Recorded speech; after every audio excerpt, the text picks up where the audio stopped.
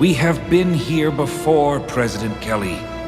If you don't trust me, trust my X-Men. X-Men 97 Season 2 is officially happening in 2026, though it'll arrive with some major changes.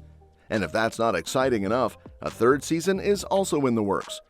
The Season 1 finale set up some major comic book storylines, giving us a pretty good idea of what's coming next. We've got all the key details right here, so stick around as we dive into the changes coming in X-Men 97 Season 2. X-Men 97 Episode 10 was an intense season finale. The UN's Magneto protocol completely backfired, nearly sending Asteroid M crashing into Earth. Luckily, Professor X managed to restore Magneto's mind just in time, letting him stop the catastrophe. But that came at a cost. Rogue, Storm, Xavier, Logan, Beast, Nightcrawler, and Magneto all got thrown back in time to ancient Egypt around 3000 BC. Meanwhile, Jean and Scott ended up way in the future, around 3960 AD, where they met a teenage version of their son Nathan before he becomes Cable, along with a mysterious woman named Mother Ascani, who in the comics is actually Rachel Summers, their time-lost daughter. Fast forward 6 months and things look bleak. Forge is now the last X-Man on Earth, while Jubilee, Sunspot, and Cable are missing in action after surviving a blip-like event. Bishop, however, returns from his time travel trip in Episode 2, ready to help Forge rebuild the X-Men. And just when you think that's it, the post-credit scene takes us to present-day Genosha, where Apocalypse digs up Gambit's playing card, hinting that big things are coming. Before the credits roll, Bishop drops a chilling line. "This ain't our first time at the X-Men Are Dead rodeo." And if that wasn't ominous enough, the X-Men stranded in ancient Egypt come face to face with a man named En-Sabah-Nur, aka Apocalypse. That's a huge deal, since Apocalypse is not only a powerful mutant warrior, but also the leader of the Four Horsemen, a group that Gambit eventually joins in the comics. Season 2 of X-Men 97 will definitely pick up right where the explosive finale left off. And if the hints are anything to go by, Gambit could be making a comeback, but as a terrifying zombie-like villain. One of the storylines will likely draw inspiration from the 1994 comic miniseries The Adventures of Cyclops and Phoenix, which followed Scott and Jean in the future alongside Nathan, Mother Ascani, and of course Apocalypse. Behind the scenes, there have been some shakeups. Series creator and former showrunner Beau DeMaio wrote a good chunk of Season 2 before Disney let him go. He confirmed on Twitter, "I did write a lot of Season 2, but clarified that unlike Season 1, he wouldn't be involved in production, rewrites, or the overall creative direction." Marvel Animation boss Brad Winderbaum told Entertainment Weekly that Season 3 will have a new head writer, but reassured fans that the team is still honoring DeMaio's ideas for Season 2. When X-Men 97 returns for Season 2, it'll come with big changes. At D23's Marvel Animation panel, fans got a sneak peek at what's coming, including an expanded X-Men roster and the return of classic villains like Sabretooth and Lady Deathstrike. But the biggest surprise? The X-Men will be rocking gold and black suits inspired by Grant Morrison and Frank Quitely's new X-Men run.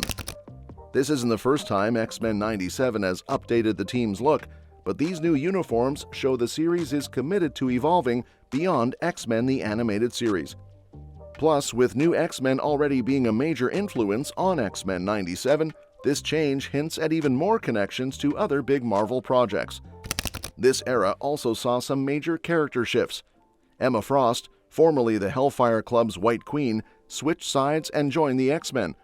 Meanwhile, Professor Xavier shocked the world by publicly revealing he was a mutant, right after battling his twisted twin sister, Cassandra Nova. The team also gained a mysterious new member, Zorn, a guy who claimed to have a star for a brain and always wore a creepy skull-like mask. Turns out, Zorn was actually Magneto in disguise. In one of the wildest storylines, he destroyed Manhattan, had a final showdown with the X-Men, killed Jean Grey, and then got decapitated by Wolverine. Of course, in classic comic book fashion, both Jean and Magneto eventually made their way back to the land of the living. New X-Men might have been divisive among comic fans, but its impact on X-Men media is undeniable. X-Men 97 has already borrowed major elements from it, most notably in the heartbreaking and Emmy-nominated episode Remember It, where a massive sentinel wipes out Genosha, killing countless mutants, including Gambit. Later, Bright Eyes reveals that Emma Frost survived, but the trauma of the attack triggered her secondary mutation, turning her into pure diamond. Beyond X-Men 97, New X-Men continues to influence the franchise. Cassandra Nova, one of its most ruthless villains, just made her live-action debut in Deadpool and Wolverine, played by Emma Corrin. Even Dark Phoenix pulled from New X-Men, featuring similar uniforms and making Genosha a key setting. Clearly, Morrison and Quitely's run left a lasting mark on the X-Men universe. The influence was on full display at D23, where footage revealed another villain with ties to a fan-favorite X-Men run, one that directly follows New X-Men. The X-Men 97 Season 2 footage also introduces a new villain, Danger. If you're not familiar, Danger is the sentient form of the Danger Room, the X-Men's training facility. When Professor X upgraded it with tech from the Shi'ar Empire, its artificial intelligence kept evolving until it finally broke free and built itself a body.